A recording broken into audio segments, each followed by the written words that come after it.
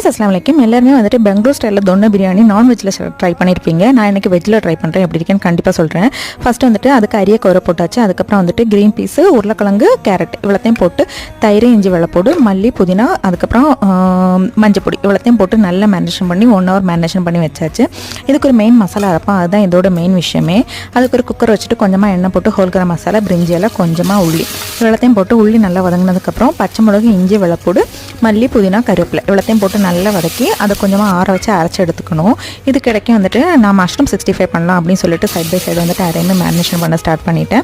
அதுக்கப்புறம் வந்துட்டு ஹோல் கரம் மசாலா, உள்ளி, அதுக்கப்புறம் வந்துட்டு நம்ம அரைச்சி வச்சிருக்க மசாலா, மேரினேஷன் பண்ணிக்க வச்சிருக்க வெஜிடபிள் இதை போட்டு நல்லா வதக்கிட்டு நான் 1 கப்பு அரி எடுத்திருக்கேன். அதுக்கு 1.5 கப்பு தண்ணி போட்டு நம்ம ஊற வச்சு வச்சிருக்க பாஸ்மதி ரைஸையும் போட்டு ஒரு விசில் வந்ததுக்கப்புறம் கொஞ்சமாக நெய் போட்டு ஒரு 20 நிமிஷம் தம் போட்டு இறக்கணுன்னா செம்ம சூப்பரான பெங்களூர் ஸ்டைல் தன்னா பிரியாணி வந்துட்டு ரெடி ஆயாச்சு.